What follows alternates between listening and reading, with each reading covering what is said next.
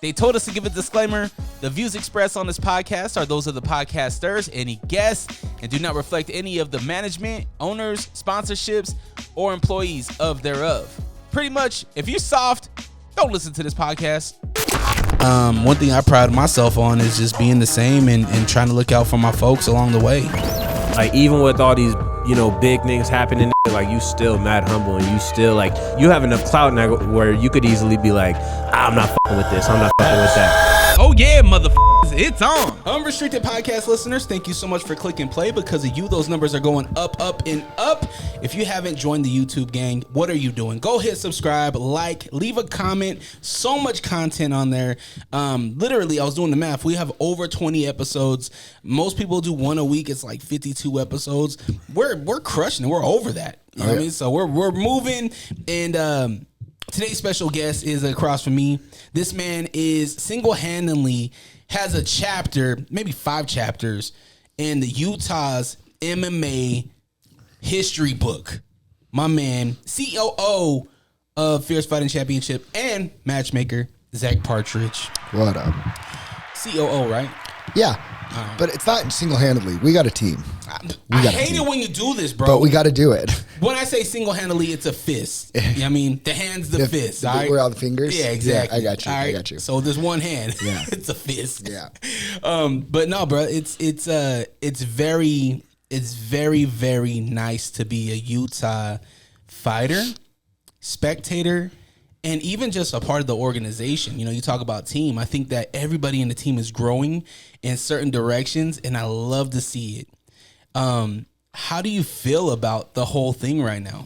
I really feel like we're hitting a stride, and we're kind of. I feel like we're going up at a steeper. Like we had a couple team meetings this week, and it was literally like we need more people on our team. If you saw on our Instagram, we were asking for. We have a landing page for interns, for volunteers, and people that want to be a part of the team to help the show, whatever. The whole goal of that is to find people that have a passion and love for MMA, just like we all do, and to start bringing people full time onto our team to grow our team. Because I feel like we're like busting at a ceiling, and we can't really break through that next level because there's just a handful of us doing what we're doing. Yeah, and we can only wear so many hats and do so much before there's like diminishing returns too in areas, and we won't allow that. Mm-hmm. So now it's like to do more, like we need more people. Do you have anybody to lean on? Do you have any I don't want to say mentor, but nobody has done what you're doing in our communities. So is there anybody that you reach out to that's like, yo, what do I do in this situation? We're hitting this ceiling. No. Damn. Like mentor, like if somebody that's done it before or whatever, no. It's our team, right? Yeah. It's Sage and Champneys, like me and him. Dude, we have a very interesting just dynamic. We talk about how everything inside the cage is me, but like operationally, everything outside of the cage is pretty much him. Mm-hmm.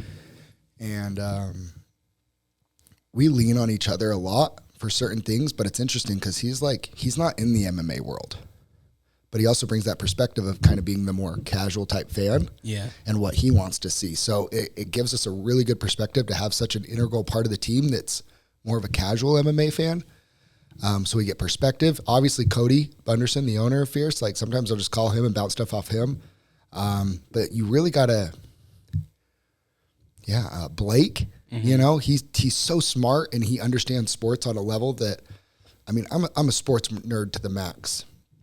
When I talk to Blake, we don't just talk MMA. We talk NBA, NFL, like we talk sports.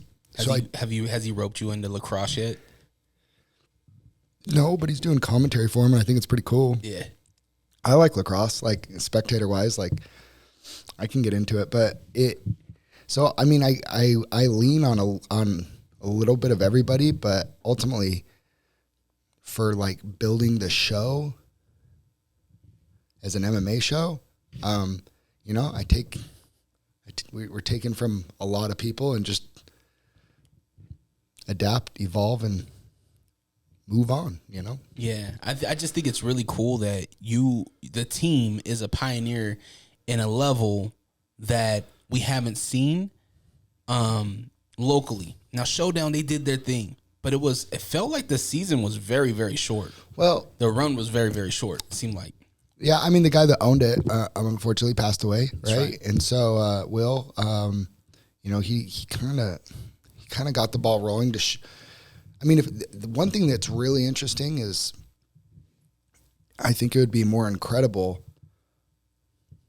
It would be a lot more daunting to try to do what we're doing if we didn't have the blueprint that Showdown showed years ago. So we can go, oh, so it is possible, right? Mm-hmm.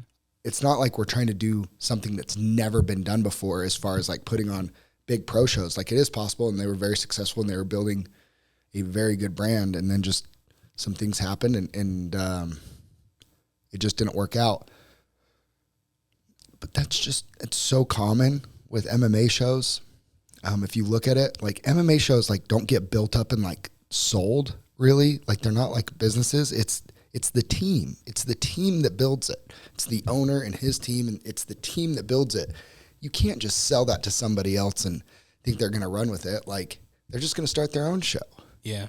You know, and it's why so many shows come and go. And too many people think right now too that when you're building an MMA show, that if you throw a bunch of money at these fighters, that you'll be able to bring in high-level fighters. If you bring in high-level fighters, a lot of people are going to watch. If you bring in a lot of people are going to watch, you know, like, and that logically, that makes sense, but it's not the reality. Mm-hmm.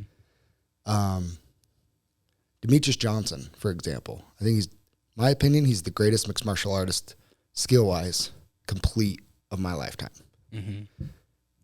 Dude, he's doing did you see his jiu-jitsu tournament he did where he competed against this giant 260, 80-pound guy? Yeah. Did you see that? Yeah. And he tapped him. And if you look, Demetrius Johnson is one of the greatest mixed martial artists of all time, superstar in the sport. And he's signing up at your local jiu-jitsu tournament, and nobody's there to watch him. Ain't that nuts? That's insane. To be honest with you, even when he went to ONE, a lot of people from the UFC didn't cross over. A lot of people didn't tune into ONE. No, they have their own fan base and demographic over there that pays attention. But isn't that insane, though? You have a huge name, one of the greatest, and even the fans that watched him early in his career didn't transfer over. So what does that tell you? It's not just about the sport and the fighters competing. There's a lot more that it takes than just bringing in high level guys to build a show. Mm-hmm. And that's why you see Eagle FC, right, with Khabib. Yeah. They come in, they're paying these fighters good money. And I mean, I get it all the time. I just had a fighter that he fought for Fierce 2-3 years ago. He since fought for Eagle FC. Then I offered him a fight to come back and fight, and he wanted an insane amount of money. And he goes, well, Eagle FC paid me 10 and 10. I'm not asking for that. And I was like, there's a reason why they're out of business, bro. Khabib was the face of it, but the guy that had the money behind it, the big Russian guy that had the money behind it, sits there and goes, we're putting on all these great fights, like former UFC fighters, big names. We have Khabib's name to it, which should be goldmine. Nobody's watching. I'm not making any money. It's not just building a show is not just throwing a bunch of money at fighters and thinking eyeballs are going to come. It's just not.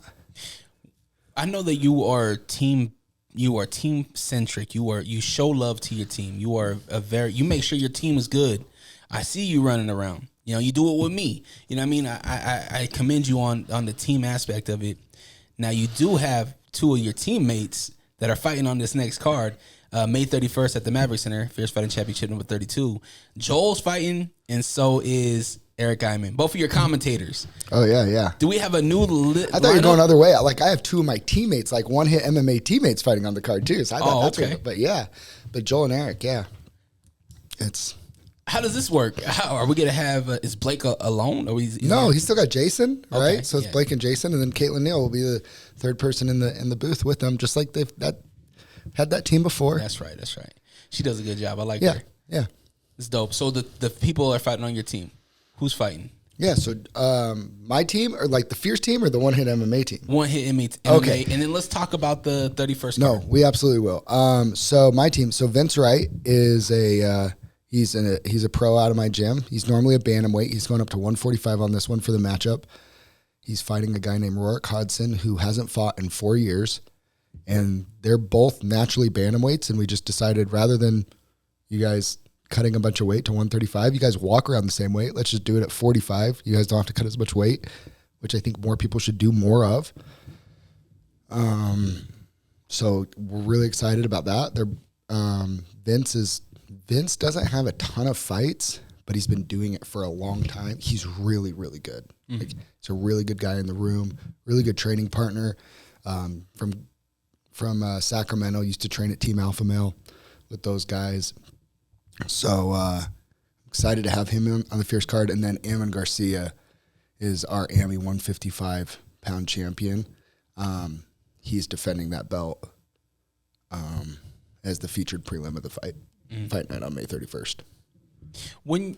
With the weights, is that set by the state, or who sets the weight, like determined weight? The weight that they fight at? Yeah. I mean, me and the fighters. Okay. So it's contracted, right? So if it's like, hey, so Rourke's like, hey, I'm probably a 35er, but I'm a little bit older. He's over 40. Yeah, we got some older guys on this card, but he's over 40. World class, like taekwondo, kicker, karate style, like very, very flashy kicks, very, very talented in that aspect. Should be a very exciting fight, but he's like, man, as old as I am, I don't know if I want to be cutting all this weight, even though I know that's what all those young guys do. The older you get, the harder it is to cut weight and whatever. And what do you walk around at? He tells me, I let Vince know, like, hey, like, he's in for the fight, but like, he just doesn't know if he cuts to 35. And Vince is like, if that's really what he's walking around at, that's about what I walk around on. Let's just like not cut that much weight and just meet at 45 then. And both parties agree. And that's what I put in the contract. And they agree to fight at 145. The reason why I ask is because this has been a ongoing conversation in mixed martial arts, is that they should have more weight classes, more places for guys to fall and gals to fall under. So is that, like, on the major level, like the UFC, that's doable on their end, right? They can make that decision. It's not an athletic commission. Yeah, it's following suit of the UFC, right? Like if the UFC goes ahead and pushes towards something, most promotions are gonna follow, right? I'm of the agree. I think it should be every 10 pounds. I think, which it is 125, 35, 45, 55, but then it jumps to 70, which is tough because that gap. There's been a lot of guys in the UFC that are tweeners between. They're a little small to be 50, or a little big for 55, but they're a little small for 70. They're probably 65ers, right? Every 10 pounds. I think, and then you move the welterweights up to 175 instead of 170. Nobody's complaining there. 5 less pounds to cut, right? Then you go 185, but then 185 to 205, like, that's kind of a big jump when you see the fighters start doing that. Like, it would be kind of nice if there was a 195. Yeah. 205. And then rather than having the gap of 205 to 265 for heavyweight, that's where you've seen us. Like, we had Kulu as our cruiserweight champion, which is 225. The UFC doesn't utilize that weight class, but it is an official weight class in MMA.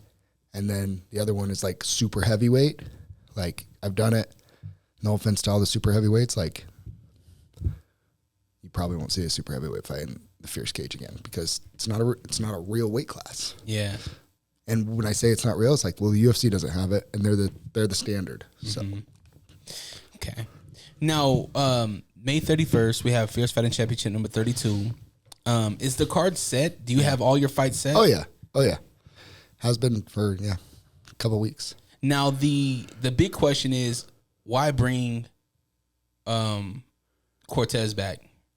Oh, that one was really interesting. You know what? We had a really honest conversation about Luis last time, right? And I was just I don't know if it's appropriate or not. I'll leave it at that. But I will say this. I won't read it, but he sent me a text message out of nowhere. I'd offered Zeke an opponent. He'd already agreed. The opponent had verbally agreed. He was from Florida or Atlanta, back east right there. And one of the things with like matchmaking, once you get you send a contract, like the fight's not official until I get that contract signed back. And then we have to pay for the travel, right? So I'm not booking his flights until I get his contract back. Yeah. Plus I need his ID for him and his coach, whatever. And the gentleman just,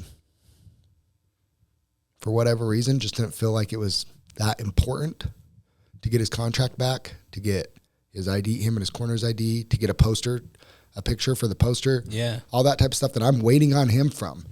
I can't send him to a photographer here. He's back there. So I'm kind of relying on him, waiting. I'll get it to you tonight. Nothing. Get it to you tonight. Nothing. We did this for like a week. Oh, man. And I'm just like, it's not fair to Zeke if this guy drags his feet and then decides, you never know. Like most of the time, 90% of the time, it's fine. Fighters are just, I have a couple fighters right now for our June card. They've accepted the fight. They're all good. They're sharing it. They're promoting that they're doing it. They just won't give me back their contracts because they're just, I don't know, lazy. Maybe that's the right word. He is priority, love them to right? death. Be like, they're like, Zach knows me. Zach knows I'm down. Like he knows I'm going to show up. It's like, but when it's the out of state, and that they're Utah guys, but when it's the out of state guys, I really got to like get on them, or else I'm like, there's like, if I wait too long, like they could just pull out and there's no repercussions because they never signed the contract, right? Yeah. So I'm pushing out of the blue. I'm about getting to my end of my rope where I'm about to say, I'm going to go find Zeke another fight. It's not fair to him to like, he thinks he's fighting one guy, and if we end up going weeks without a contract and then the guy just ghosts, then I've been there before. That's how we got Spur Roundstone, where I'm late replacement scrambling for Zeke. Zeke's not exactly the easiest guy in the world people are going to raise their hand to fight on short notice. Yeah. Plus, this is a big fight for Zeke. He has 2 losses under his belt. He needs, he needs to prepare for a good fight properly, right? Yeah. Prepare properly. Yeah. Well, yeah. And so this guy just wouldn't get it to me. So, like, seriously, I was like, I'd messaged somebody and said, hey, the person that put me in contact with this person originally, I have people that help me find fighters around the country. Oh, dope. And I told him, I said, hey, if your boy doesn't get his stuff to me, like, I've told him, but like, if I don't have it by tonight, like, that's it. Tomorrow morning, I'm starting the search for somebody else. And he's like, cool, I'm on it. And Luis Cortez texts me out of the blue. I haven't talked to him. I saw him at our last Idaho show in January. I was cordial with him, hey, what's up, Luis? Like, not like, I don't hold grudges, or I'm not going to like mean mug. I'm not going to whatever, just be civil and it's cool. It was business, right? Like, I still like him personally, and I think he's a good dude. I really do. But I was kind of done with him on a business aspect. And he texts me out of the blue, was accountable, apologized, a very sincere apology, not the, I'm sorry if I offended you, or I'm sorry. He's like, man, I screwed up. I wasn't acting professional. That's on me. Please give me another chance. I want to fight for you guys. I owe you guys a fight. I want to be professional. I want to be better. I had some people in my life that were a negative influence in my life. I'm on the right track now. If you would give me another chance, like, I would love to show you that I can be professional and somebody that you're happy to work with. Yeah. But it was sincere. I mean, I could just, by reading it, I could feel like the sincerity of it and the authenticity of it. And I just really appreciated it.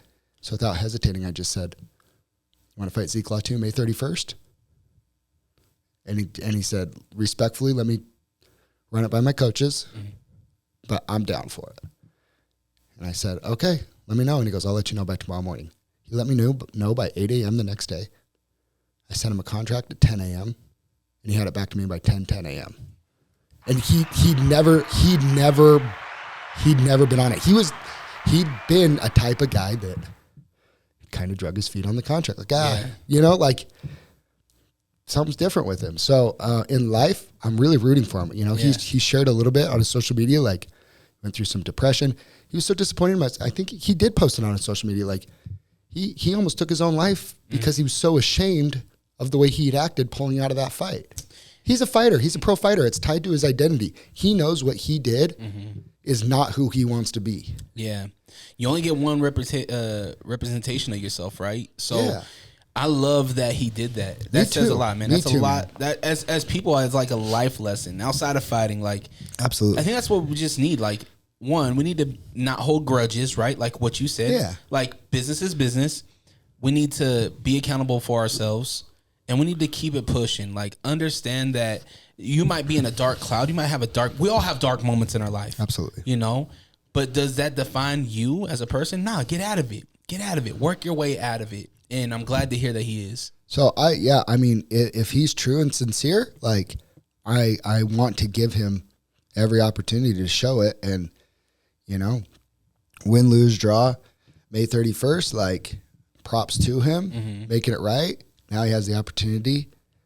He'll have the opportunity to fight in front of his home crowd again when we go back to Idaho Falls. Like, he's do the right thing to, you know, mend that relationship. Like, people have to understand, people I think understand too, like, dude, the guys that fight for Fierce, I really don't care if they win or lose.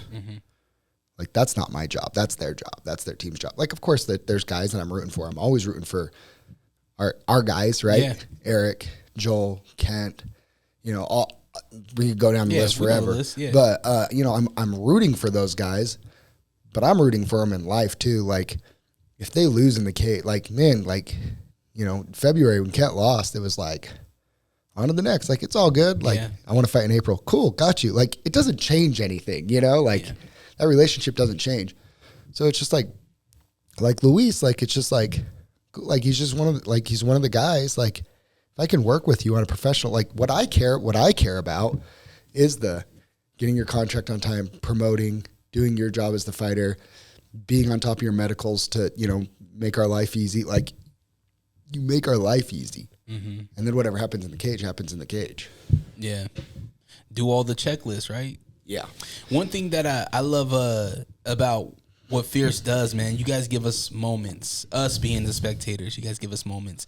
And I had a great moment at UVU for Fierce Fighting Championship 31. The last time I was in that building, one of my really good friends, Kofi Azitsu, Coach Azitsu now, he fought Josh Berkman in that arena. I was there as a fan that was supporting him in the crowd. That was 2010, 11 maybe. Yeah. And now here I am playing theme song to his upcoming fighter who is doing really good. Is it Gutierrez? Yeah, Mauro Gutierrez. He looked great at Bonneville. Sick. He looked great at UVU. Really good fighter. And now I see Coach Azitsu walking his fighter out to the cage, and I'm playing his music with him on the same floor I seen him fight Berkman at. And I'm just like, wow, man, it's like a full circle moment. So I just wanted to thank you for giving me the opportunity to do that. UVU was fun. It's that MMA in Utah needs to be at UVU. You know, that needs to be a part of the regular rotation. Going back there's some things that we need to clean up before we go back. But, you know, like, I really enjoyed it there. I thought the vibe was really cool. But you could feel it. And, you know, we had an all-time performance fight in there with Jerome Hatch. I text you, boy. I think it was before the fight ended. Yeah, you did. I was like, dog. This is crazy. Fight of the year, man. Yeah. I mean, Jerome, I say this with all, like, I mean, he's an animal, you know? And dude, but again, okay, I get this, and this is, if you're listening and you're one of these people, here's your answer. I hear people all the time like, and Jerome again? Why is he always on the cards? Who says that? I get people that ask me, they're like, why is Jerome always on these cards? He's always on these cards. Like, why? I get people that ask me that, like, that's MMA insane. people. That's insane. Because every one of his fights are great. Yeah, and win, lose, or draw. And people say, like, he just throws overhands or whatever. And all right, and I mean, I hear it all and see it all. And I'm just like, one, he does his job as a fighter. He promotes the crap out of his fights in Fierce Fighting Championship and now for BYB. He's a great business partner. He's one of the, for a guy that offers a lot, he's easy to deal with. Like for me, like he's never picked and choose a fight. He says yes to everybody. So it's like,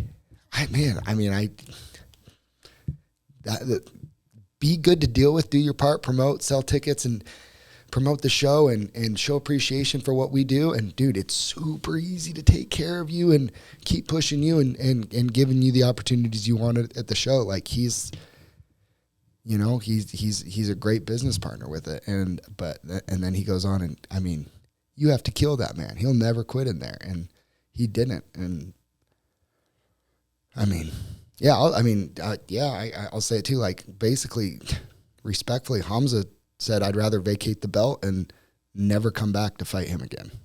Really? Than come back. Salim, huh? That's a tough dude, man. I mean, how do you kick somebody in the face like that though? And then Jerome's gushing blood and then sticks his tongue out at him and is like, bring it. And it's like, what do? I kicked him right in the face. Yeah. His face exploded. And he's still standing there sticking his tongue out at me. Like, what do you do? That was just like a mind-blowing moment that will be etched in my brain forever. The endurance of these guys, 25 minutes of going at it. There was no low moments of that fight. That was the most action-packed 25-minute fight I've ever seen in person, for sure. They didn't stop. They were exhausted. Yeah. And they still didn't stop. There was none of this, like, just laying on each other. It was awesome. It's available now on the Fierce Fighting Championship Instagram or YouTube and fiercefightingchampionship.com. Go check it out. Let me know your thoughts on the fight. That guy, Jerome and Salim, are crazy. I told Mike Jones when he was here, I was like, you and Salim would be fun. We tried. Salim doesn't want to come back. Really? Just travel or what? He didn't like fighting at elevation.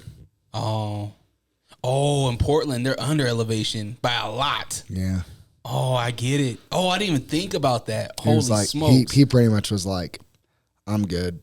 Like, I don't ever want to go fight at elevation again. I'm good. Thanks. Is he seasoned? Yeah. Yeah, I get it. It's pretty disappointing, to be honest, but at the same time, I mean, it's his prerogative. Like, Yeah. he fulfilled his contract. Good for him. He won a belt. Good for him. He chose to vacate it and not come back and is not interested in fighting at elevation anymore. What'd you think about Kent's performance? Man, I get so frustrated with people when like, Kent didn't look good. Bro, he just came off of his first pro loss. Mm-hmm. He was fighting stylistically. Dan Trejo may not look like a heavyweight. That's a guy that had won 2 in a row at heavyweight. He's he's small, but man, he's really quick, and he has good boxing, right? Yeah, his in and out was quick. It was quick, and and it took. Kent did exactly what he's supposed to do. He went in there, he made his reads, he was patient, he did whatever. The goal's never to get hit. Like, Kent got cracked a couple times. Good for Kent so against Vandera, and this is just my humble opinion as a fan, not somebody in his camp or whatever. Against Vandera, what he was doing, he wasn't making adjustments as it wasn't working, and Vandera caught him, right? Because he wasn't adjusting. He just he was sticking to a game plan. He would, for maybe his game plan. I don't think it was his coach's, but he was sticking to a game plan. But he didn't make adjustments from the first to the second round, and Vandera caught him in the second round. Against Trejo, you can see it. He makes the adjustments. He's hitting him, and he kneed him in the face, and Trejo looks up and smiles. And instead of panicking and like trying to like blow his load to knock him out or whatever, he goes, "Oh, he's got a hard head, cool." And he starts going to the body more, and he dropped him with the body. Like, that's growth. Mm-hmm. Okay, like, I mean, it's however you want to look at it. If you want to be negative, go for it and be negative. But if you want to be real and you want to like and look for, dude, winning professional fights isn't easy. Mm-hmm. Like it's not. I know a pro that was crapping on his performance and stuff, and I'm like, dude, you're a 500 fighter. Mm. Like, you know how hard it is to win fights. Like, it frustrates me. I remember when Kent fought a guy named Sam Sprower, ironically one of Salim's teammates from American Top Team Portland. It was the one where Kent elbowed him a bunch. Went into the third round, and Kent diced him up with elbows. And Sam kept just taking him down, and Kent just kept working back up. And people were like, man, Kent didn't look great. I'm like, are you kidding me? Did you guys not watch Kent when he was an amateur? Like, he used to lose those fights because he would get tired. But he'd been putting in the work, and his cardio was there, and he kept getting up and not accepting bottom positions and getting up. And he out-willed him, and then he beat him up, and he finished him. Yeah. That's growth. You know, for Kent to be able to go and make those adjustments between the first and second round and make those mid-round adjustments as well, go to the body and, like, be conscious, listen to his coaches and stuff too. I mean, they for sure have stuff they want to clean up, work on, improve on. Kent will be the first one to tell you I wasn't perfect. He needs to clean some stuff up. But it's like, but at the same time too, like, look, take it for what it is. There's growth there. Yeah. Especially from his last fight when he had the belt to this one.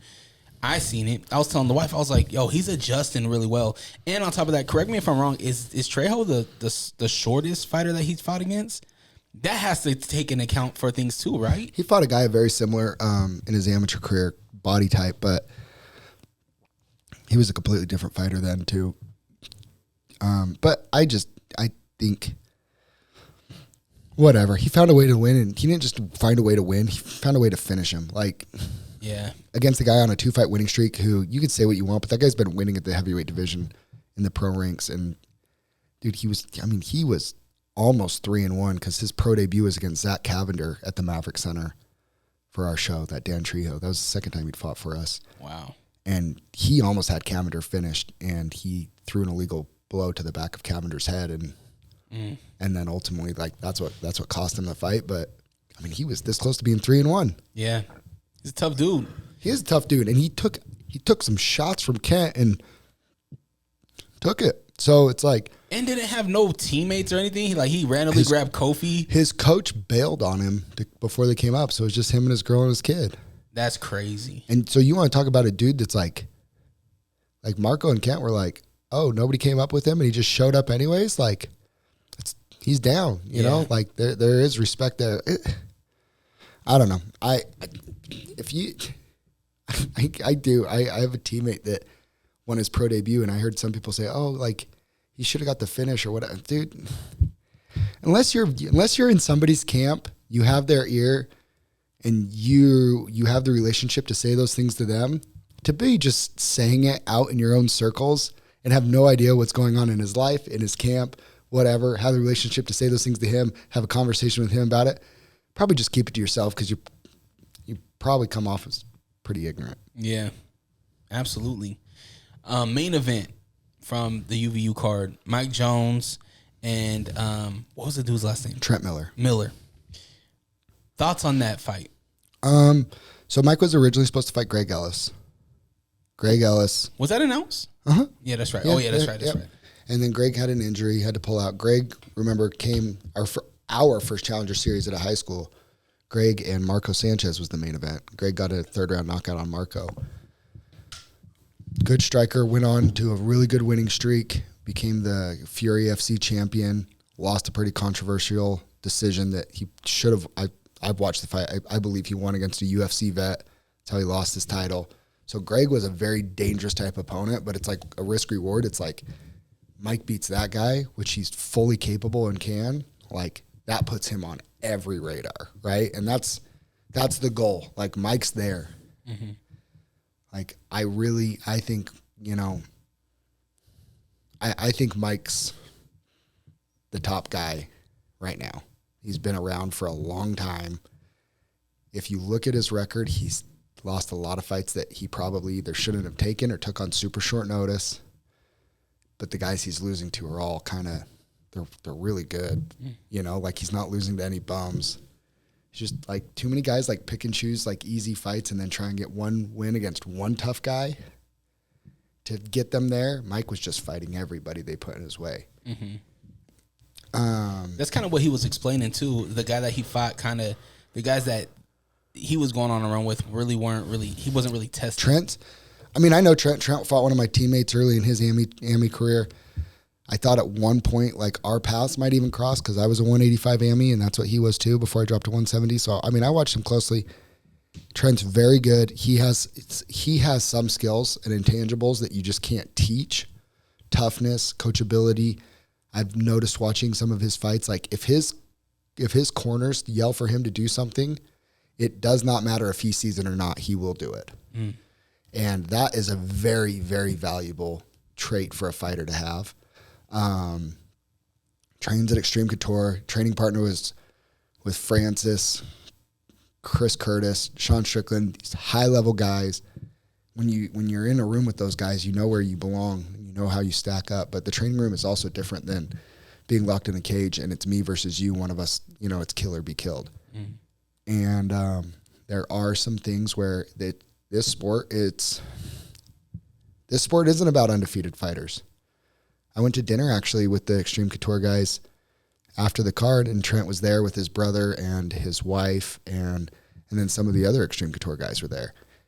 And his brother asked me, hey, can Trent beat that guy? Or was it just an off night? Type thing. Was it can Trent get to that level? Is he on that level right now, or is it just an off night? And I just said, I think eventually Trent can get to that level, but 5 pro fights, and the only one that had a good record was his last one was 2-1, and jumping to a guy that was 10-7, 17 pro fights, experience, especially at the top regional level, it matters a ton. Experience matters a ton in there. There's nothing that Mike could offer Trent that Trent hasn't seen in the training room, but he hadn't seen that in the cage before. But dude, Mike's been in there with Sean Brady, who's a top 10 welterweight in the world in the UFC right now. And Mike out wrestled him for a round on a fight. He won't say it publicly, but he fought Sean Brady back east, I think on a week's notice, cut 26 pounds to make 170 championship weight on a week's notice, and then out wrestled the guy for the entire first round of the fight. And Sean Brady's one of the top 3 wrestlers in the welterweight division in the UFC. Now, he lost the fight in the second round because he gassed out because he took a fight on short notice. And he went after it, but it's Mike's been in there with higher level guys. That was Trent's turn to take his first experience of being in there with an experienced high level guy. Yeah, that's the path. I pointed out it's the Dustin Poirier path. 4 or 5 steps forward, take a tough loss, take a step back, builds back up, even better. It just MMA isn't this. It's up, down, up. And it's a much slower climb than most. And Trent's gonna be just fine. I think he's very good, has a high ceiling. Now he's been in there now he knows. But right now, Mike's that guy. Mike was telling me that there's kind of not a stigma, but he's kind of known as a wrestling guy. Do you think that's out the window now? I haven't seen him wrestle. I haven't seen it. I see him just want to stand and bang, and he's doing bare knuckle stuff. No, dude, I've rolled with Mike. He has incredible pressure, and he's super strong. He's just, he's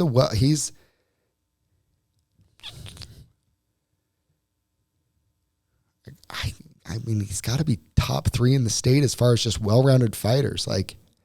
He's a very good striker. He's long, he's rangy, he's athletic. He has good counter punching. He can punch going forward or backwards, which not everybody can do. Some people are really good as long as they can get going downhill and they're the one closing the space. He caught Trent a handful of times backing up and, counter punching with check hooks and stuff like that. And then, and everybody knows he can wrestle. And obviously, he got his blue belt in jiu-jitsu. So congrats, Mike. But, Mike can do it all. He was telling me, I think he said it on air. Maybe I'm not going to say it because I can't remember if he said it on air Just yet. say it. He's not private. Okay. So he was telling me that he might have an opportunity with PFL. Yeah. This summer, July. June 21st. And by the time this comes out, maybe we already have an answer. But I was asking him if that's hindering him defending his belt. So I would never stop a fighter. So we actually have verbal contracts going out this weekend for him to defend his Fierce title August 3rd at the Maverick Center. So that's going to come out very soon. Okay. But that being said, if the PFL comes asking and it's something him and his team want to take, even if he has a signed contract with me, I'll rip that baby up and let him go. That's the goal. Yeah. That's the goal. Why would I hold him back ever? So we just do what we do. And then, if somebody has an opportunity, say, hey man, like I could go fight for this show. I could go fight for this show. If it's a step up from where we are, like, dude, you're not going to hear any, like, cool. I'll rip up the contract, let them know, hey, sorry. Like, so-and-so Mike has an opportunity to go fight on the PFL show. Like, no problem, man. That's what we all want, right? That's what we want. Like, I want our guys and gals to have that opportunity. I want Mike there. That's what I build this stage and this platform for. Yeah. Is to get them to a bigger one. Somebody that did get an he opportunity. earns it. Yeah, somebody that did get an opportunity is Joel Ruiz. He got an opportunity with PFL, right? Mm-hmm. Do you know much about that? Mm-hmm. What does he have a date when he's in a fight? How many fights did he get signed to? I can't talk to like his business of his contract or whatever, but from what I understand it to be, it's June 21st. It's here in Salt Lake. PFL's coming to Salt Lake. Oh, yeah, that's right. That's right. And so they wanted a local kid on a feature featherweight fight against, and he's the featured featherweight here in Utah. So he got that opportunity, and good for him. And I believe it's something that if he shows up and shows out, and if he wins, I think for sure could turn into a multi-fight deal. But I don't think it's a for sure multi-fight deal yet. Gotcha. That's awesome.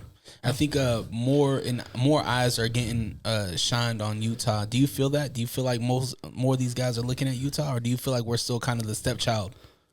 I feel like we're the step, like, because I deal with the fighters from the other gyms. Like, I know, like, there's a guy right now, Thomas Partridge. He's fought for us. He's fought for Steel Fist. He's fighting a lot for Tough Enough in Vegas right now. He just fought for the bantamweight title for Rough in Arizona.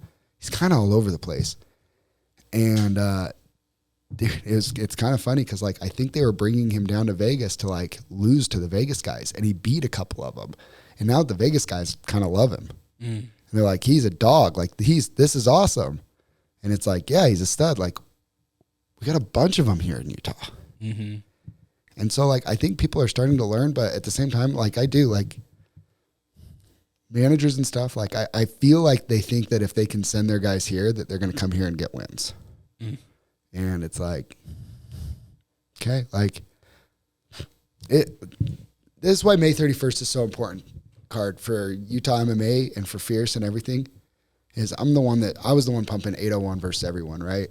Like, I love Utah MMA. I put my heart, sweat, and tears into Utah MMA. Like, I believe in Utah MMA. We have so much to offer and so much talent here, and we know it. And pretty soon, like, in 5 years, the world's going to know it. Like, we're close enough to Vegas. Like, we fight enough Vegas fighters. We have a pretty good record against Vegas fighters, especially here in Utah. But people need to understand that, yeah, like, we're coming, and it's gonna be. Sorry, I'm trying to be respectful with it too, but, like, we're gonna make a statement, and the reason why this May 31st card is so important is we have two guys that hold prominent titles here in Utah that, or they're two guys holding prominent titles in weight classes outside of Utah. Jared Vanderas from California, Mikey Sears from Washington. And I like Jared a lot, and I like Mikey a lot. Like, I'm fans of both those guys. But they are coming here to fight Eric Iman and Joel Haro. And it's like, this is a big card for Utah MMA to make a statement. Especially, I heard a lot of noise about the Utah guys not doing so good in February. It's like, we can get that all back and some. Yeah. May 31st. A statement will be made either way. right? What they say, live by the sword, die by the sword. Yeah. I love this sport because of that. I love where Utah MMA is at, and I love the opportunity for these guys to showcase their talent. With that being said, let's talk about the FFC 32. Are you sick of podcasts that just interview people with the same questions and gossiping nonsense? Are you tired of hearing about what's wrong with the world? Can you locate your nearest orphanage? Who cooked the Last Supper? R.I.P. Mr. Potato Head. Seppuku Harakiri. Where is Mavis Beacon? This is Hos. And this is host Beefy. Listen to the Beans and Rice podcast. Exclusively in Braille and all streaming platforms. Patent pending. Hey, yo, you're probably listening to the Unrestricted Podcast with Dre Rocca. We are? No, they are. Yeah, oh, right. Oh, wow. And I'm the real Ruby. You can catch me and Fonzie and the Jimmy, G Daddy Funk on Lake Talk 801 podcast. Yeah, but I think you have to come in more smoother, more funnier. Like, yeah, and they could catch us on the Lake Talk 801 podcast. Yeah, y'all can catch us on Lake Talk 801. Yeah, and be like, and yeah, man, hey, and they could catch people like me, the real Ruby, and people like you, Fonzie, and people like him, G Daddy Funk, wow, on that's the a Lake lot Talk of people. 801. Who cares? What did he say? Huh? I didn't hear him. I don't know, but this probably should be the ad. Are these on? Catch a new episode every Monday on all streaming platforms. The Lake Talk 801. Tune in now. So we're talking about May 31st, FFC 32. Yeah. Get your tickets now, fiercefightingchampionship.com. I don't have the card in front of me, but let's run through it. What do we have going on here? Do we have some ladies on this card finally? I don't think so, actually. Yes, we do. We're kicking it off with lady fights. I'm sorry. I apologize. Allie Downs is back fighting Roxy Sosa, who Roxana is making her debut from Excite MMA. Allie is back from Agema. That's going to kick off the night. Excite. I feel like Excite's name has been thrown around so much over the last 3 months, 4 months, since February, really. Mm-hmm. Like a lot of people are coming out of Excite. Yeah, their fight team's growing. Like Carson in that gym, like it was just Carson forever, and now he's like developing like an actual team and with training partners. And dude, they have some guys, and it's really fun. Austin Cardone about brought down the house when he got that big knockout in March, and he's back at the Maverick Center on May 31st too against Chris Ventura. Got some big heavyweights on the card. Big heavyweights, AMI heavyweights. Talon Carvalho versus Malachi Novosel, I think is like, that's kind of a crazy fight. I love to see. Talon is just an entertaining fighter. He's an athlete. He's an athlete. You know, he's an elite athlete, soccer player, transitioned over to MMA. Yeah, elite athletes, you can go pretty far in the sport by being an elite athlete. I think he's an elite athlete. Who's the guy he's fighting? Malachi Novosel. Malachi is very good grappler, very, very experienced, has a ton of amateur fights from Jeremy Horn's gym. Both of them coming off title fight losses. I think it's going to be interesting to see who responds and how the fight goes. Ammon Garcia is back defending his title. I think Ammon's one of those people. It's really funny. He lost his first fight. He got clipped by a wild punch and then got choked out. And 7-fight win streak later, he's a Steel Fist AMI champ. He's the Fierce AMI champ. He won the Steel Fist title, defended it. Won the Fierce title, wants to defend it, and then go pro. He's one of the most violent punchers in the state. Everything he throws is to try and hurt you. And as somebody that trains with him, sometimes it's pretty wild when he gets in his moods. You start seeing the line of people that are willing to spar with him shrinks quite a bit. Like, he's a scary dude. Yeah, we have a lot of. That's the AMI card. Ryder Campo making his long-awaited pro debut, vacating his featherweight title. New featherweight title fight announced for the June card because Ryder is going pro. Vince Wright-Rourke Hodson's really fun. Colton Kynaston's back versus Brandon Hansvik, two guys that are looking to try and get a win, get some cage experience. So some different names, right? Because the Maverick Center's been a mainstay. But, I think really, Zeke, Luis Cortez, two bigger names. It's great. But it's those two title fights at the end of the night that everybody needs to come out for. We talked about Cortez's humility and humbleness. We failed to mention Zeke's return of coming off of 2 losses, dropping more weight. What's your thoughts on Zeke right now?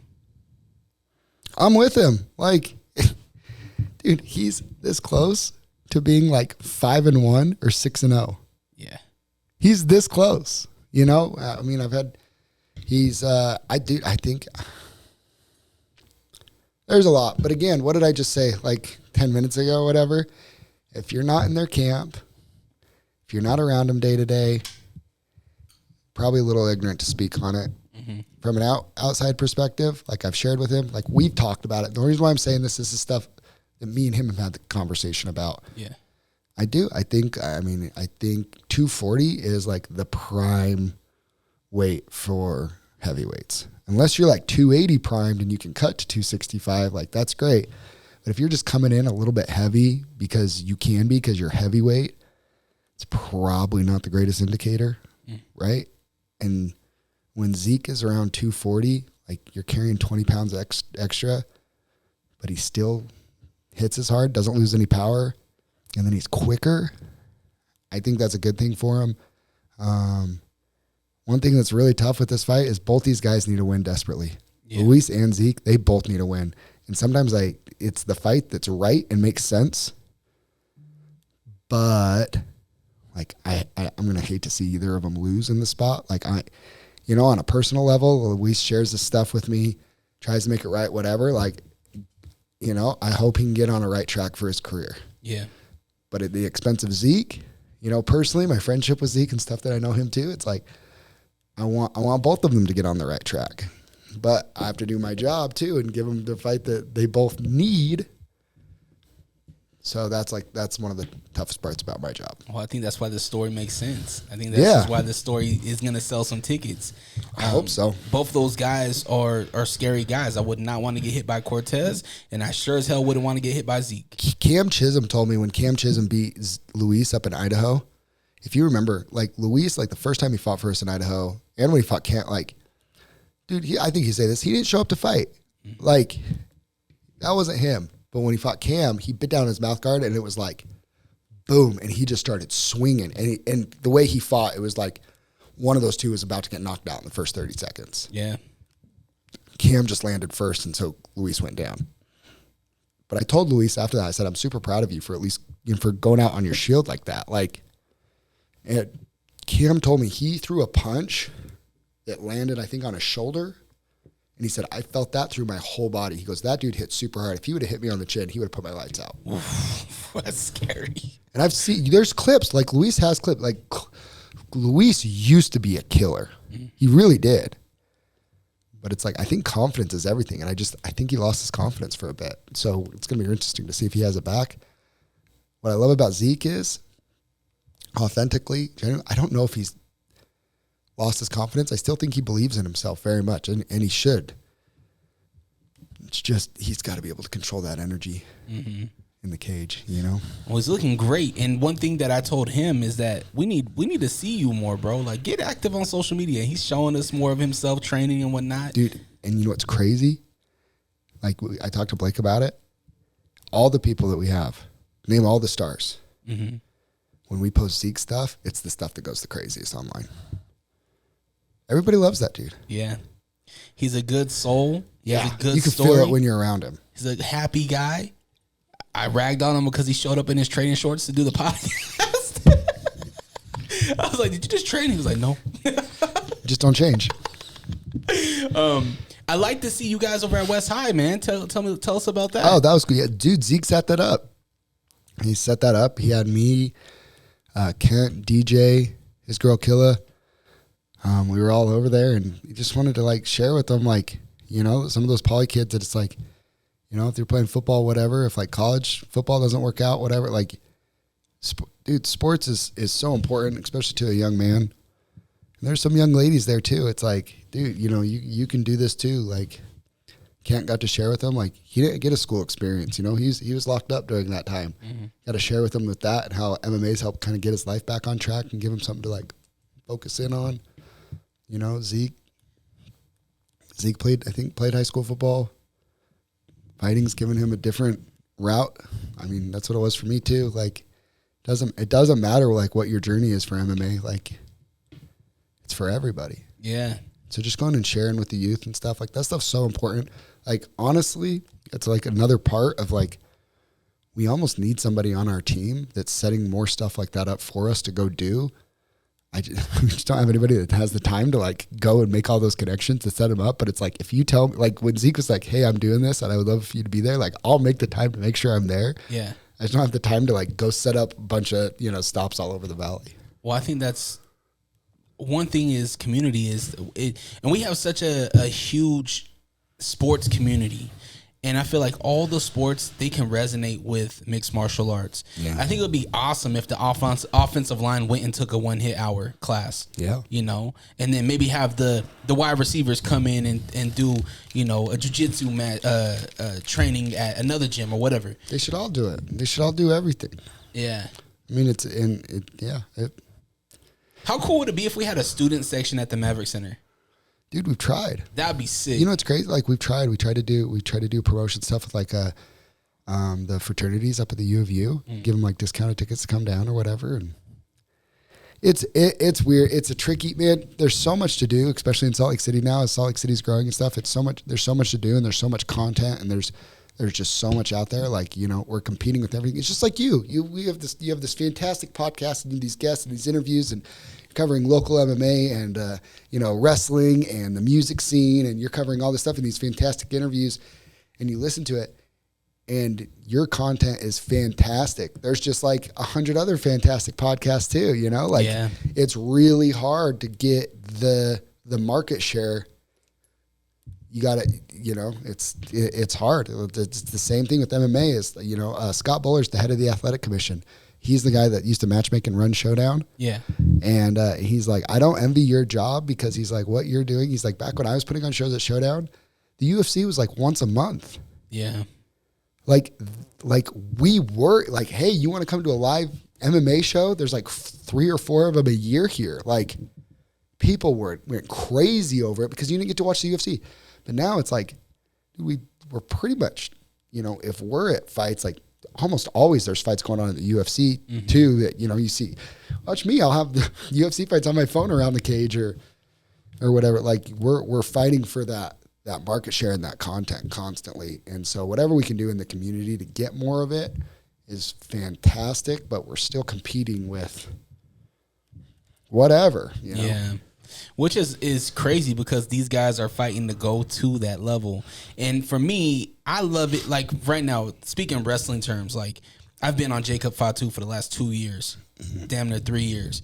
And now we're about to see him get to the big stage. And these guys that have no idea about this guy are about to see him. But for the guys that have been following him on this journey, it's like our guy's finally getting the shot. And I feel like that's us in this MMA community. It's like, Ruiz is about to get his shot. You know what I mean? Hopefully Mike Jones gets his shot here soon. You know? Yeah. That's the thing that really fuels me and I love to see. Well, and this is what I see too. We went through an era, and this is the role that Fierce needs. And you know, applaud to Cody Bunderson for financially backing the stage to allow this show to continue so that the pros have somewhere here to fight here in Utah. And stay home and don't have to travel, because I genuinely think when Showdown went away, that style of show went away. Now it was like, where do the pros go? These kind of get to high level AMI or whatever, and then it's like, do I really want to start traveling? And it's like, you don't get any ticket sales. It gets really tough financially. It's even harder if you don't have, you know, like all these things. And so it's just like, it just kind of went away. Now that we're building that platform back up again, and in that stage, there's a new wave coming of Utah MMA, right? Mike Jones could get there. Kent, a little older, can get there. Mike Jones, a little bit older than they would like, but can still definitely get there. Julian Ruiz is going to be on the PFL. Joel Haro, the winner of him and Mikey Sear probably gets on Dana White Contender Series this fall, if not gets signed to the UFC. Like that fight is that big and it's that good. As far as regional shows, that's as good as it's the first time. So the UFC has, I don't know if people pay attention, but they have a hierarchy to this. If you're it's the defending champ in the heaviest weight class is the main event. Nobody's ever over heavyweights, right? Yeah. And that's how they rank it, you know? So it's like, I think there was a Henry Cejudo title fight, but Amanda Nunes was over him because they were 135 or 145 and Henry was fighting down at like 125 or whatever, right? I didn't realize that. Yeah. So that's kind of always been the standard. The heavier weight class is what's the main event. And it's like, we have Jared Van Der and Eric Eyman, and Jared's former UFC guy, heavyweight champ, just beat Kent. Eric, you know, storied mainstay of heavyweights in Utah MMA for the last almost decade. You know, like that's a big main event. It was one of those things where it was like, I think that Joel Mikey fight's just too big to not be the main event because of what the ramification, like the winner is probably getting signed. You know what I mean? Like it's just so big. You have Joel, but then we have a whole nother, like, I haven't seen him at Fierce because he fights at Steel Fist, but it's one of my best friends and teammates, Cole Faust. He's 1-0. He's going places. Andrew Mickelson, he's going places. Guy we haven't seen in a while, but still has the potential to do it and is still young enough to do it, Alden Ashcroft. Like, he's been battling some injuries, but I'm telling you, I've been watching him since he was an amateur. The kid moves different. He hits harder than everybody else at once. Like, he's a problem. You know, Nino Janao, we're going to see him in August. Like, we have this like whole army of guys. Ammon Garcia, our 150, once he goes pro, like we have like, it's not just like, oh, this is our guy. This is our guy. It's like, no, we got like 8 to 10 guys coming. Yeah. And a couple of just pure math, a couple of them are getting there. Just breakthrough like 100%. And I believe in all of them to be able to do it. But just by pure odds and numbers and math, like a couple of them will break through. It's so exciting, man. So exciting. Make sure you are supporting Utah MMA. Support all those guys that he just mentioned. One guy that I had a question on, and we'll jump into another segment called questions. But do we see Kulu go professional here soon? Kulu's making his professional debut May 24th down at Tough Enough in Vegas. Oh, okay. Yeah. He's in Vegas, isn't he? Yeah, he moved to Vegas. Oh, okay. Loving it. I actually messaged with him, found out he was fighting. I was talking to the matchmaker with Tough Enough. He said, hey, Kulu's fighting, making his pro debut. I was like, that's great. Like, great dude. You're going to love working with him. He's down there. His coach down there lined up the fight. You know, tune in and watch Tough Enough to watch Kulu and support him in his pro debut. Damn. So we're not going to see him at Fierce defending it, his title? Well, yeah, he's AMI. I mean, that was an AMI title, right? Yeah. So, yeah, he's got to go pro. He'll vacate that title. Go pro, but like, hey, like that doesn't mean we won't see up here as a pro. Yeah, that's true. That was one thing I heard. I heard you talk.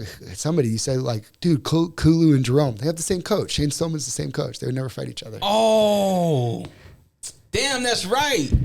Yeah. See, I listened to your show. Yeah. You said Carson Hardman and Andrew Mickelson. Yeah. It would be a great fight, but one's got like 16 fights and one's 1-0 as a pro. You know, like we gotta shorten the gap a little bit. Calm down, Dre. Calm down. Andrew's like, damn, Dre. Yeah. No, I mean, Andrew's a freak. Like I said, I think Carson, and I didn't even say him. He's still right there. Yeah. Like, he's still right there. I told Mike, I said, you want to get that one back? He said, we're past boss it now. Like, dude, but Mike was on me like, dude, good. Probably a year and a half ago, he was like, bro, if you can make that fight happen. I was like, let me try. But sometimes you just gotta move on. Like, yeah. I fixated over a loss once, and I had everybody for a year telling me, dude, just move on. It's never gonna happen. And it didn't, and it's fine now, and I've moved on. That's why I'll never be a fighter, because if I get that loss, I'm like, nah, man, I know I can get him. Yeah. And I'll be 50. Man, I knew I could have got him, man. Yeah. That'd be me. Yeah. Grow up, Dre. Let's jump into some questions. I don't want to keep you too long. You're good.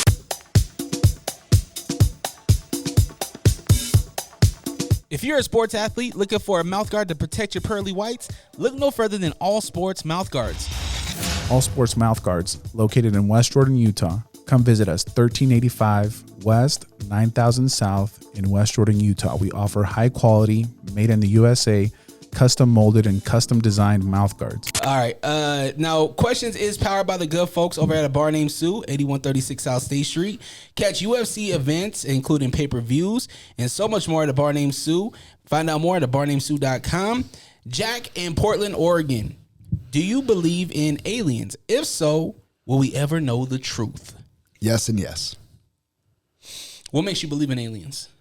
I just said it like pure, like, right? I said, well, just math says I'm just like a numbers and analytics guy. Like, in the vast universe, if we think that if you think we are the only life form with like intelligence and capability to create technology and build and do all those things in the entire vast universe, like, odds would suggest if it's happened here, like, it's probably happening other places. What's your idea of aliens? Because the alien word is often like a short guy, big head, big eyes. Nah. What do you think an alien is? Probably very similar to us.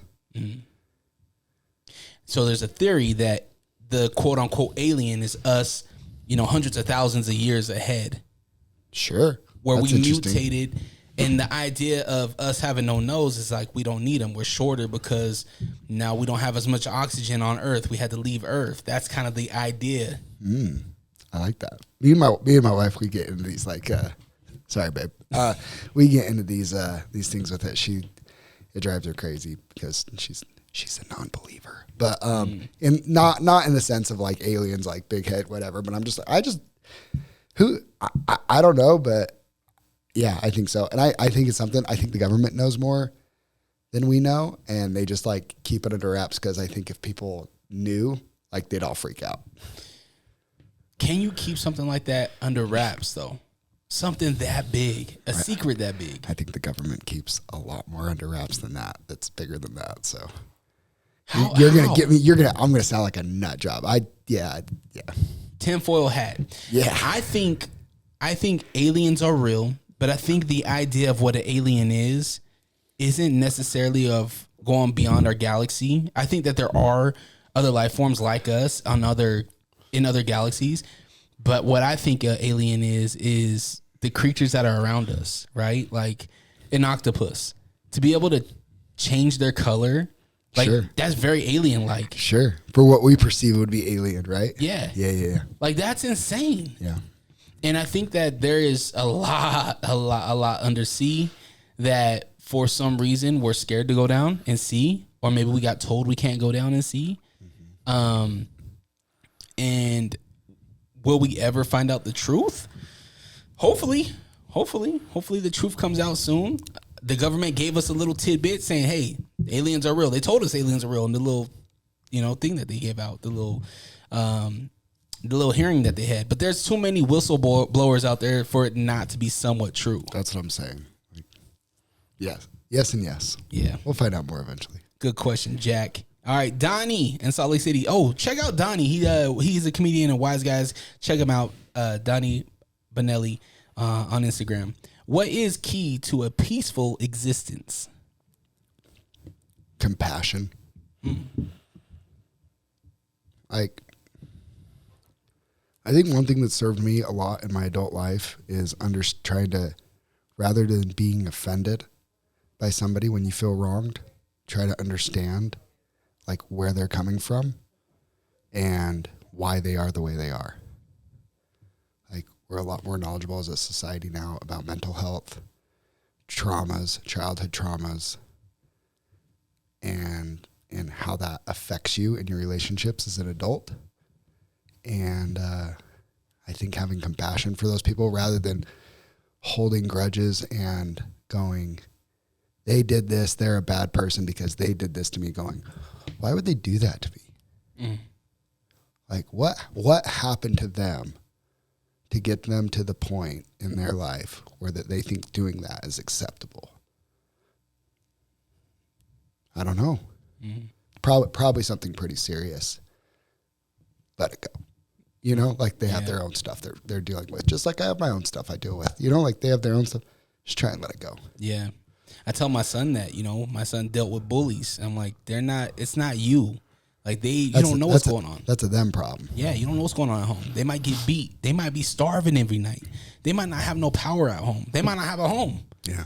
Like there's certain things, and I think compassion is definitely key to living a peaceful existence, and understanding that like the world is bigger than just your world. Yeah. Right? Yeah. And so many people don't understand that. Yeah. It's just about them. I think that this is a constant reminder. We have to constantly I have to constantly remind myself that I need to show empathy. I need to have, empathy for people and an understanding of like, not everybody thinks the way I think. You know what I mean? Yeah, that's a big one, right? So trying to put yourself in other people's shoes a lot more. Bingo. Understanding, compassion, empathy. As a Christian, trying to show like a Christ-like love for people. I could be better at that, obviously, but like it's progress, not perfection, right? Mm-hmm. It's being able to self-evaluate. This is where I'm not doing well. Look yourself in the mirror. Do you like what you see? What don't you like? Get better.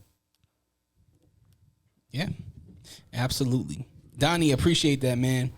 Hope you're doing well, man. My man Donnie, he's beat cancer. He's continually to work on that. So salute to Donnie. All right, Travis in West Valley City. Does Utah ever get a WWE premium live event? Maybe Mania. No. There's too many other big markets. I think we do get a PLE. I think we get a premium event. Okay, I mean maybe premium, but not Mania. We're never going to get Mania. We don't have a facility big enough. No. They'll fill football stadiums. Like, yeah, we'd have to get an NFL team before they'd even consider it. Yeah. Delta Center's not big enough for Mania. No. Is the NHL? Are they playing smaller? They'll be smaller.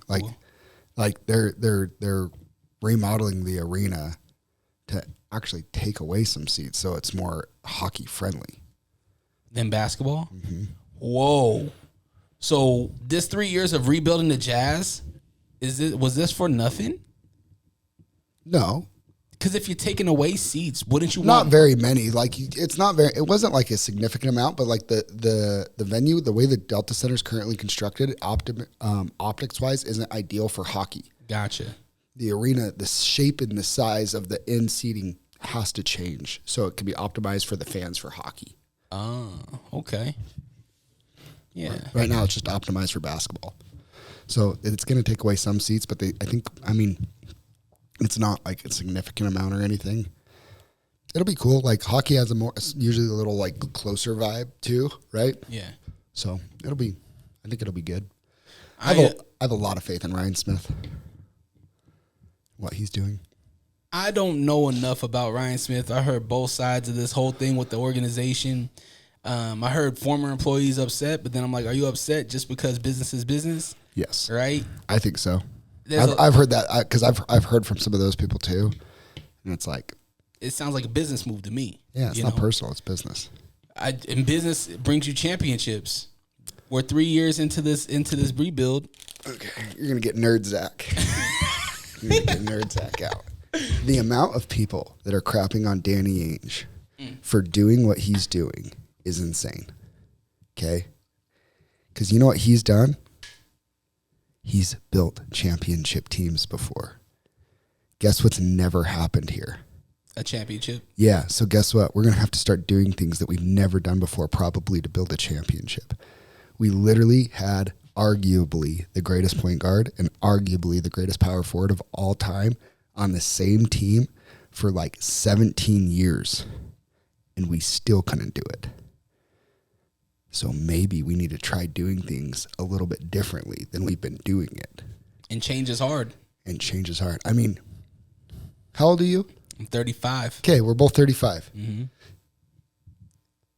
Were the Warriors ever significant in our lifetime before they got Steph Curry, Klay Thompson, Draymond Green? In the dunk contest. Jason Richardson was doing his thing. I mean, but they sucked. Yeah, absolutely. They sucked our whole lives, right? Yep. They had to do something. They had to get a little bit of luck in the draft, and then they had to do something that changed their organization they've never done before. Yep. Like lose Monte Ellis. Dude, building an NBA champion is so hard. You have to have 2 All-Stars. You have to have 2 All-Stars to win a championship. You know the last team that won a championship without 2 All-Stars on the team? Lakers? No. Hakeem Olajuwon's Rockets. Drexler was over there. For the second one, not the first one. Steve Francis. Steve Francis wasn't there with Hakeem. Steve Francis was there with he got traded with Tracy McGrady right before Yao Ming. That's right. Right? If you go back, Hakeem Olajuwon is the last singular All-Star. Their first one before they won back-to-back when Jordan took his break to go play baseball. Yeah. When really he was suspended for gambling. But nobody talks about there's another tinfoil hat moment. But I mean, you have to have 2 All-Stars. Another thing you probably have to have a top 5 player in the league. Mm-hmm. If you don't have a top 5 player in the league, you usually don't win a championship. And the only exception to that was the Pistons, but they only got 1. Like, they didn't put on a run. No, they did 2. They got back-to-back, didn't they? No. The Chauncey Billups, Rasheed Wallace, Ben Wallace. They beat Chauncey the Lakers. Prince. They beat the Lakers, but then they lost to the Spurs the next year. Is that when Rasheed came out with the championship belts? Yeah. Love you, Sheed. Yeah, Sheed. Wrong mood. But yeah, so it's like, dude, for the NBA and for Danny Ainge to do what he's doing, everybody can hate on it. But guess what? If the goal's championship, right? Mm. Okay, do we have 2 All-Stars? Nope. We have Lauren Markkinen. He's good enough to be 1, but he's not going to be. And we don't have anybody that has the potential to be a top 5 player in the league. And if you want me to be totally honest, the reason why trading Donovan Mitchell was the right move is he's never going to be a top 5 player in the league. He's a top 10 guy. He's going second round right now, and almost lost to the Orlando Magic in 7 games. Like, I mean, he's not a top 5 guy. Yeah. You know who is? Aaron Edwards. Yeah. Like, and we're watching them do Luka.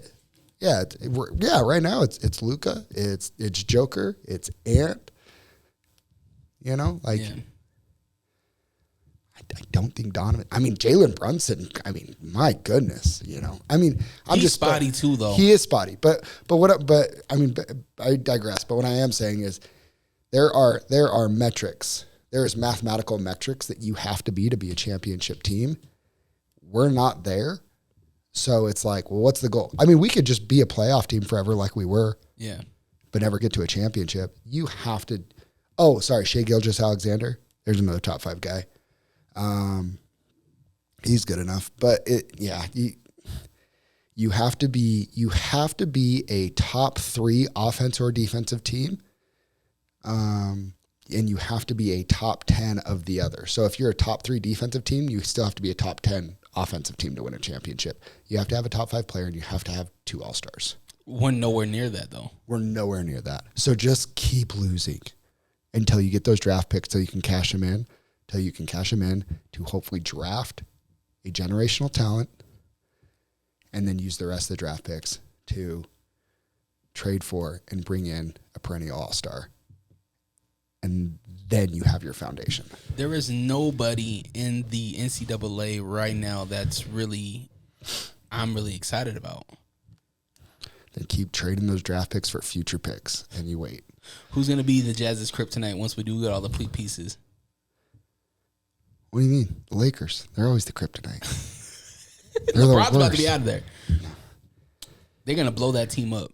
AD will be gone here soon. Mr. Glass, he'll be gone soon. Mr. Glass.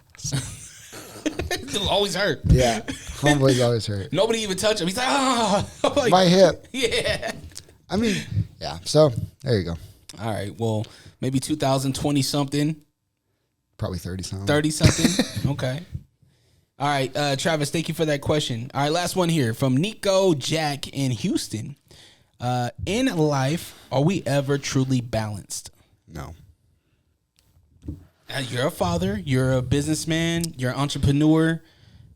I think that's a perfect question for you. And it's so ironic because my dad raised me on this principle of like your life has to be balanced for you to be happy. And I think you're always chasing it, right? But there's always... I mean,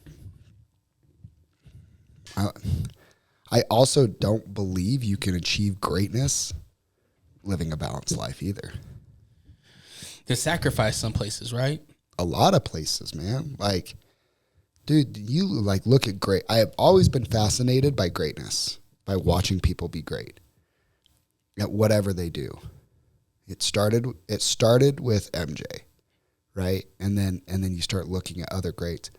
You look at Kobe, and then you look at Tiger Woods, and then look at coaches like Nick Saban, Phil Jackson. You look at who are other all-time greats?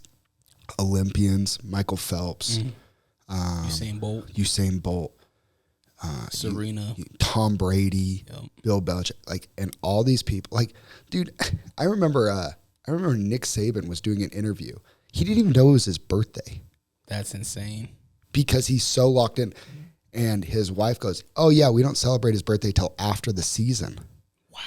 Because like he won't even take. I mean, a lot of these. I mean, Urban Meyer almost died because he wasn't eating and sleeping enough because he was watching so much film and just coaching and game planning so much. Like Quinn Snyder was a super mentally unhealthy person at one point in his life, of his coaching career, because he was so obsessive.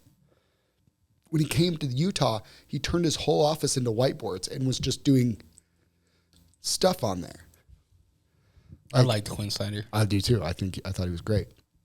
But I'm just it's like balance. What's your goals in life?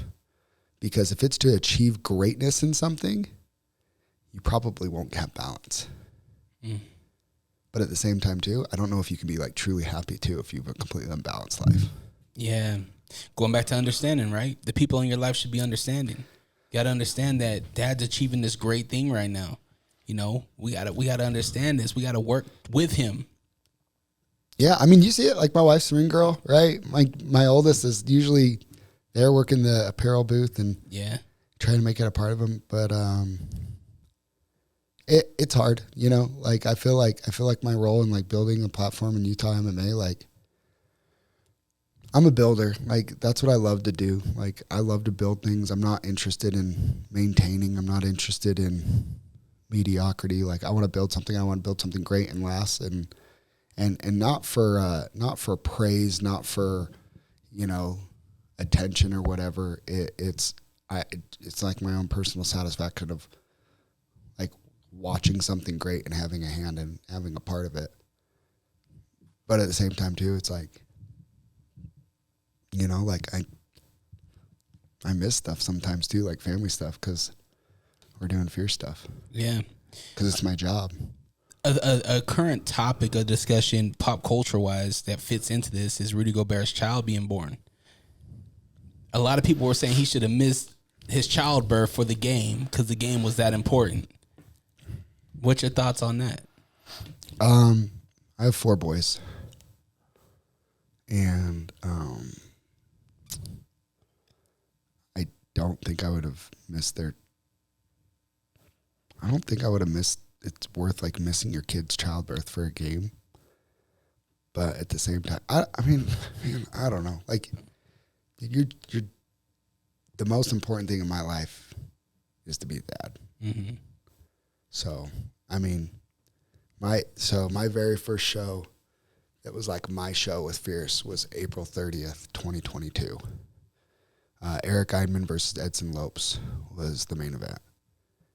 And I get in my car to drive to the arena that day. And my wife, I live in Kaysville. I get to about Centerville. My wife calls me and she goes, Jordan fell down the stairs. He's my now 3-year-old. He was 1 then.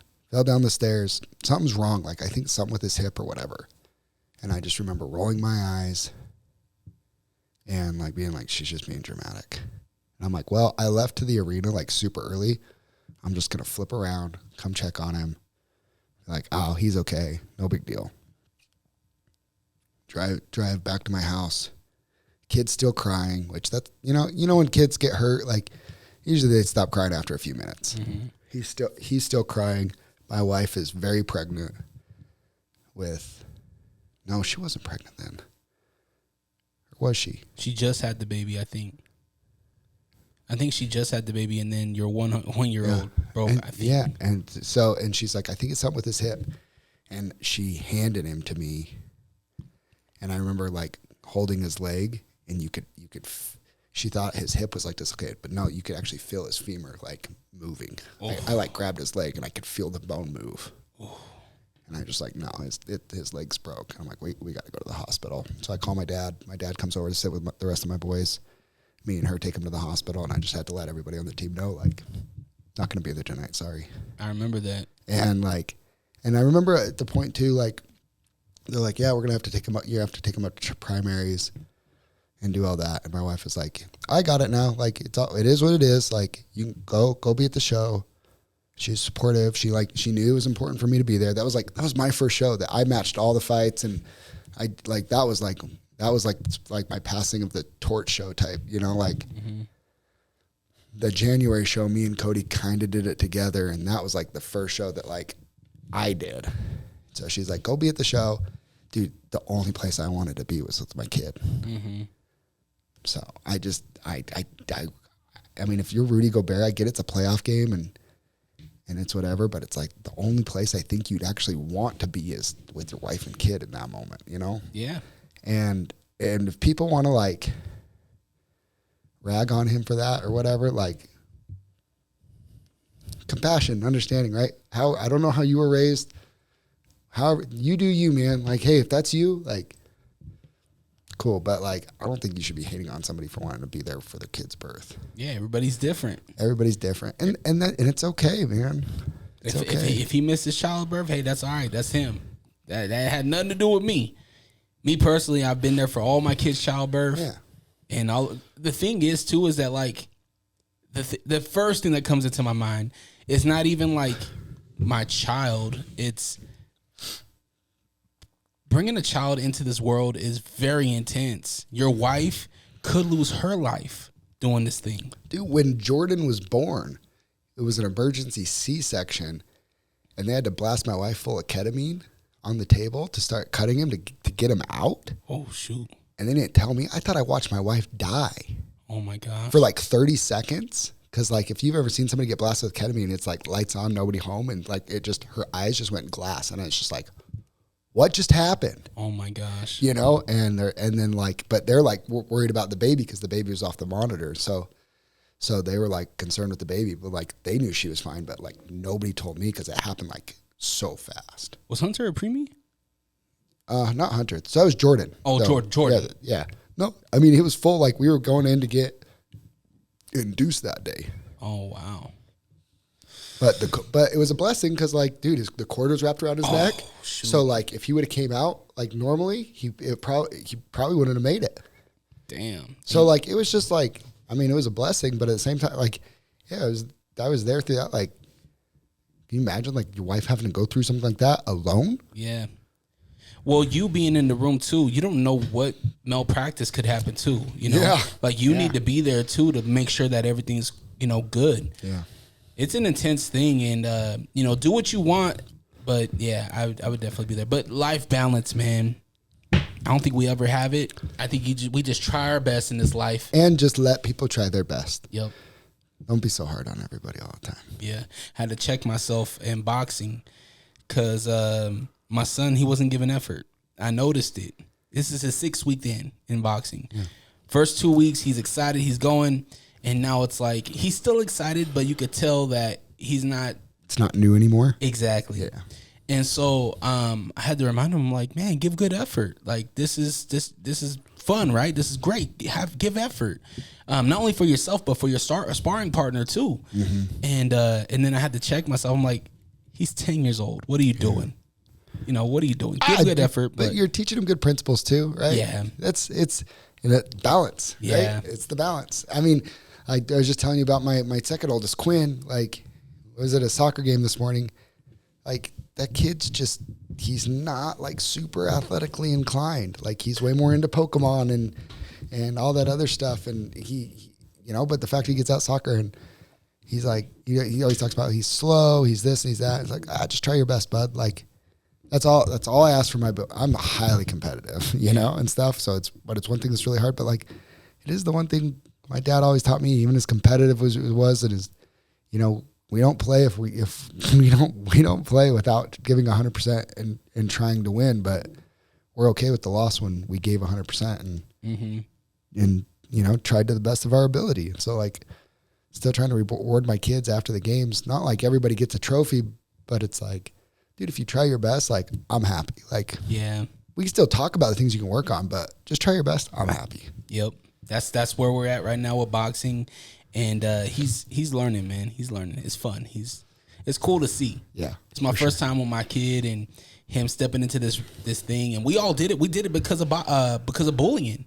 You know, I wanted him to have the confidence both emotionally and physically to handle a bully, because it doesn't get any easier as you grow up. You know, we're gonna always have somebody that's gonna try to bully us and be, you know, a bully. You know, and I see the confidence in him, and both physically and mentally now when he goes into that gym, and it's really cool to see. That's awesome. Yeah, man. All right, man. Fierce Fighting Championship number 32 happening May 31st at the Maverick Center. FierceFightingChampionship.com. Zach, anything else you want to add to the show? Do you want to talk about the thing that you posted online about a future sponsor? Not yet. Okay, well, we're waiting on it. We have a couple other we have a really big future sponsor, but we actually have a couple others that are going to be dropping really soon. I've been working on, and it's going to be really cool. We're doing a lot of really cool things with Fierce, so just tune in and pay attention. But I'm just going to say this. If you haven't been to a live MMA event before, please come to this one. This one is important for Utah. It's important for Joel Haro. It's important for Eric Iman. It is important for the community, 801, to get behind our guys that are Utah homegrown guys that are fighting some of the best fighters in our region, in the country. They're great guys and great competitors too, but when you're fighting in your own backyard and your back's against the wall, like, these athletes deserve to fight in front of a crowd of Utah people as they're trying to put Utah on the map. Like, be there to support them. I promise you won't be disappointed.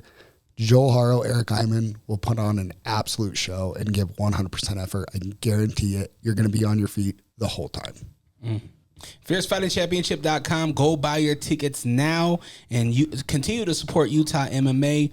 If you want to support this podcast, go on to allrock.com, ALLRAWK.com. Buy a shirt, buy a hoodie. If you live in Utah, you know we're going to have snow in August. So make sure you go get those now.